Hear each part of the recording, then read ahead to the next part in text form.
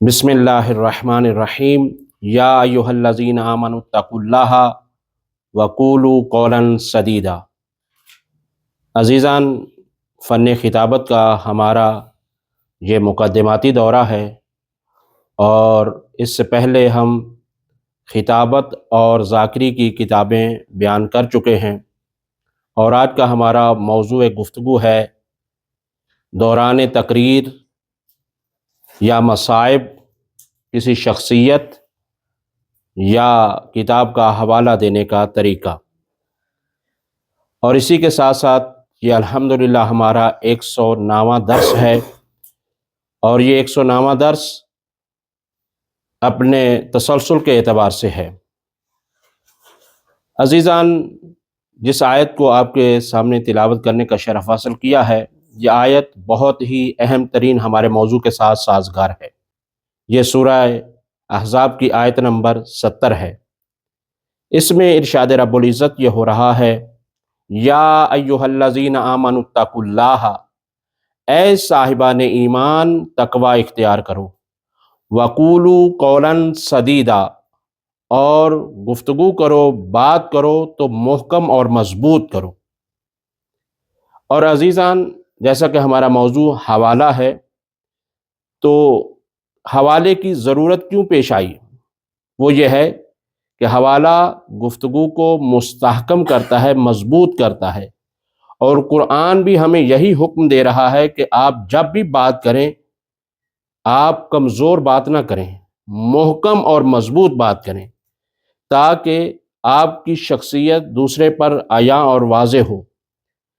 اور دوسری وجہ یہ ہے حوالہ دینے کی، اس سے انسان میں خود اعتمادی آتی ہے،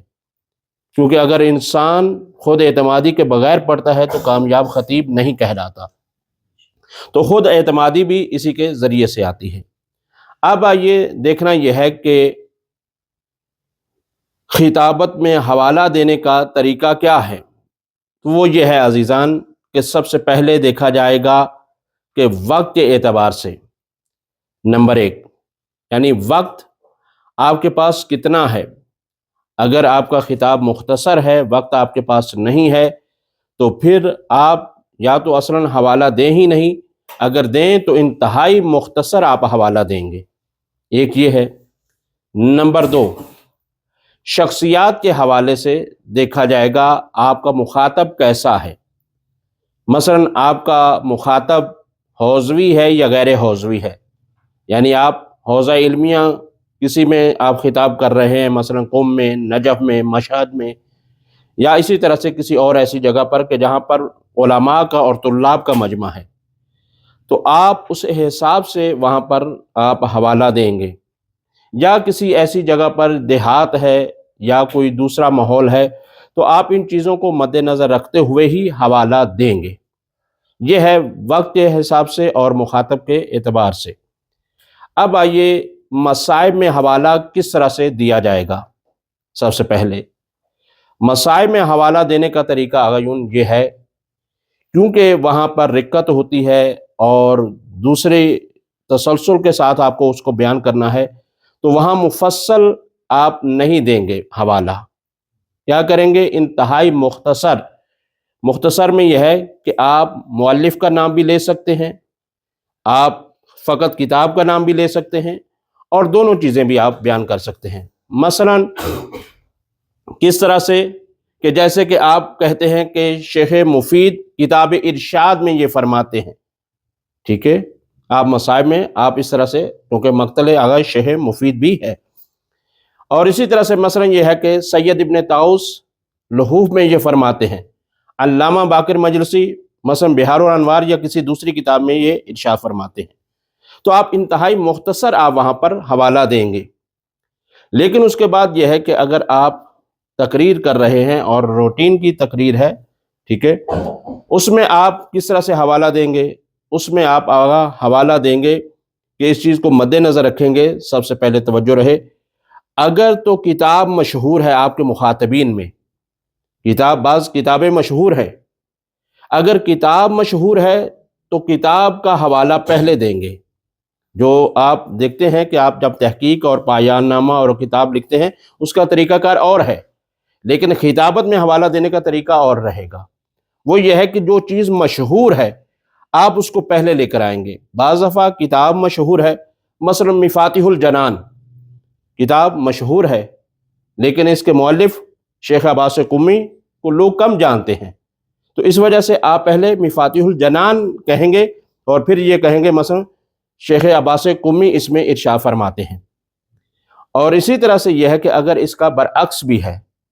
مؤلف مشہور ہے اس کا یا مترجم مشہور ہے، تو آپ اس کا نام لیں گے۔ تو آپ اسی طرح سے بہت ساری کتابیں ہیں کہ جس کو آپ جان سکتے ہیں کہ آپ کبھی پہلے کتاب کا نام آئے گا، کبھی پہلے مؤلف کا نام آ جائے گا۔ مثلا یہی ہے کہ سید رضی مثلا کہ ہے نہج البلاغہ میں ارشاد فرماتے ہیں۔ تو اب آپ تقریر میں جب نام لے رہے ہیں تو اس میں یہ ہے کہ مثلا حوزہ ہے تو آپ کے لیے کوئی مشکل نہیں ہے، کتاب بھی مشہور ہو سکتی ہے اور کیا ہے مؤلف بھی مشہور ہو سکتا ہے، لیکن اگر دوسرے مقامات ہیں تو آپ کو مشکل پیش آئے گی، تو وہاں پر آپ نے یہی مد نظر رکھنا ہے کہ یا کتاب مشہور تو کتاب پہلے، اگر مؤلف مشہور تو مؤلف پہلے آ جائے گا۔ ٹھیک ہو گیا؟ پھر آگیون تیسرا اس میں جو اہم طریقہ ہے، اور گو کہ ہمارا وہ اتنا مبتلا بے نہیں ہے، لیکن کیونکہ خطابت سے اس کا تعلق ہے لہٰذا اس کو بیان کر رہا ہوں۔ جو حضرات مناظرہ پڑھتے ہیں، ٹھیک ہے، یہ ہمارے مخاطبین جو ہمیں اس وقت دیکھ رہے ہیں وہ بھی متوجہ ہوں گے کہ اگر آپ مناظرہ پڑھتے ہیں تو پھر آپ کو دقیق حوالہ دینا پڑے گا۔ دقیق حوالے کا مطلب کیا ہے؟ دقیق حوالہ یہ ہے کہ آپ اس کتاب کا نام بھی لکھیں گے، بتائیں گے، اور پھر یہ ہے کہ آپ اس کے مؤلف کا بھی نام لیں گے، پھر آپ جہاں سے یہ کتاب چھپی ہے اس کا بھی نام بتائیں گے کہ کہاں کے، مثلا چاپے بیروت ہے، مثلا مصر کی چھپی ہوئی ہے، دہلی کی چھپی ہوئی ہے، کراچی کی ہے، لاہور کی ہے، یا قم المقدس کی ہے، جہاں کی کتاب وہ چھپی ہوئی ہے آپ اس کتاب کا وہاں جہاں کی ہے وہ بھی آپ بتائیں گے۔ پھر یہ ہے کہ اس کا ایڈیشن کون سا ہے یہ بھی آپ کو بتانا ہوگا، مثلا فرق کر جاتے ہیں ایڈیشن فرق۔ پھر یہ ہے کہ جو مشہور و معروف ہیں جس طرح سے اس میں آپ باقاعدہ آپ اسی حوالے سے جائیں، جیسے کہا جاتا ہے کہ انٹرنیشنل والیوم کے مطابق۔ تو کیونکہ مناظرے میں اصل اس کی وجہ کیوں پیش آ رہی، مناظرے میں یہ عزیزان ہوتا ہے کہ آپ نے اپنے مخالف کی کتاب سے حوالہ دینا ہوتا ہے، اپنی کتاب سے نہیں۔ مناظرے کا اصول ہی یہی ہے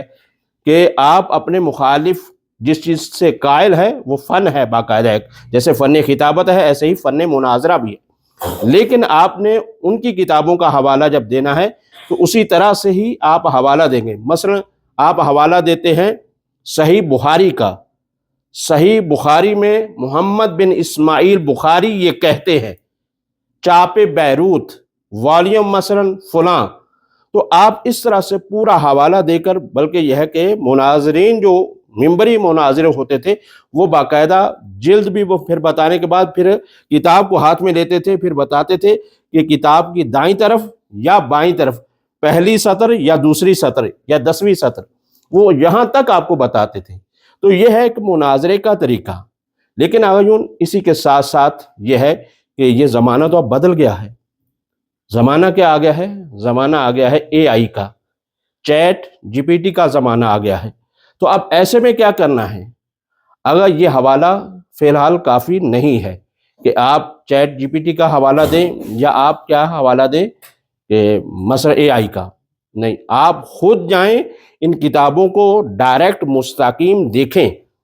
اور دیکھنے کے بعد یہ ہے کہ آپ اس کا حوالہ دیں۔ صرف اور صرف وہاں سے حوالہ اٹھا لینا کافی فی الحال نہیں ہے۔ ہاں، جیسے جیسے آگے زمانہ ترقی کرے گا پھر یہ ہے کہ اس پر اعتماد ہو جائے گا سب کا، تو پھر وہ وقت آئے گا۔ تو بہرحال کلی طور پر عزیزان کی خدمت میں یہ عرض کر دیا گیا ہے کہ قرآن نے بھی یہی کہا ہے کہ آپ جب بھی بات کریں مستحکم بات کریں، اور خطابت کے اندر بھی یہ ہے کہ 4 چاند لگ جاتے ہیں، بات میں وزن آ جاتا ہے، محکم بات ہو جاتی ہے، لوگوں کے لیے آپ قابل بھروسہ ہو جاتے ہیں کہ جب بھی بات کرتے ہیں حوالے کے ساتھ بات کرتے ہیں، پڑھ کے بات کرتے ہیں۔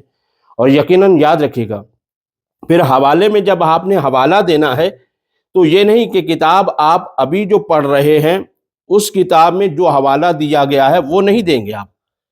جو کتاب آپ کے سامنے ہے پھر آپ اسی کا حوالہ دیں۔ ہاں، یہ ضرور ہے کہ جب آپ نے اس کتاب میں دیکھا، جیسے کہ یہ کتاب فرض کریں آپ کے سامنے کوئی بھی ہے، دور حاضر کی کوئی کتاب ہے، آپ اس کو آپ مطالعہ کریں، لیکن اس میں حوالہ دیا گیا ہے اصول کافی کا، تو آپ اصول کافی کا حوالہ نہیں دے سکتے۔ کیا کرنا ہوگا؟ تبھی جا کر حوالہ دے سکیں گے جب آپ باقاعدہ اصول کافی کو دیکھیں گے کہ اس کی جلد نمبر 5 ہے، مثلا 4 ہے، جس کے اندر جو ذکر ہوا ہے وہی جس کو آپ دیکھ رہے ہیں اسی پر، یہ آپ کی کتابت میں بھی شرط ہے اور خطابت میں بھی یہی شرط رہے گی انشاءاللہ تعالی۔ عزیزان، اب اگر کسی برادر عزیز کا کوئی سوال ہے تو وہ بھی بیان کیا جا سکتا ہے۔ جی رجب صاحب دیجیے۔ میرا سوال یہ ہے کہ دوران مجلس اگر کوئی بندہ خدا پرچی یا کوئی سوال وغیرہ اٹھا دیتا ہے تو اس کا پھر جواب کیسے دینا ہوگا؟ دیکھیے، یہ ہمارا ایک الگ سے باقاعدہ موضوع ہے کہ آیا دوران تقریر لوگوں کے سوالوں کے جواب دینے چاہیے یا نہیں دینے چاہیے، تو وہ ہمارے ناظرین بھی اور ہمارے عزیزان بھی وہ باقاعدہ الگ سے درس موجود ہے، اس کو دیکھ سکتے ہیں۔ یعنی جو آپ کے ہاتھ میں کتاب ہے آپ اسی کا ہی حوالہ دیں گے، اس کا حوالہ نہیں دے سکتے کہ یعنی جس گلزار خطابت میں، یعنی کتاب گلزار خطابت میں ایسا لکھا ہوا ہے، یعنی مثلا اس میں آپ یہ کہہ سکتے ہیں، دیکھیں گلزار خطابت کی بجائے وہاں پہ آپ یہ کہہ سکتے ہیں حسین بخش جاڑا سا فرماتے ہیں، صرف آپ اس میں گلزار خطابت بھی آپ نہیں لیں گے فنی اعتبار سے۔ اور دوسرا یہ کہ جب کوئی حوالہ مانگتا ہے لیکن بات سنی سنائی ہم پڑھ لیتے ہیں، تو اب حوالہ مانگ لیا، ہمارے پاس حوالہ نہیں ہے، تو وہاں پہ کیا جواب دیں؟ اگر یہ بھی عرض کیا گیا ہے کہ سنی سنائی باتیں نہیں پڑھنا ہے، اگر آپ اپنے آپ کو مضبوط خطیب بنا رہے ہیں تو اس میں سنی سنائی باتیں نہیں پڑھنا ہے، یہ خطیب کا عیب ہے اور کمزور ہے۔ اس پر بھی ہمارا الگ سے ویڈیو موجود ہے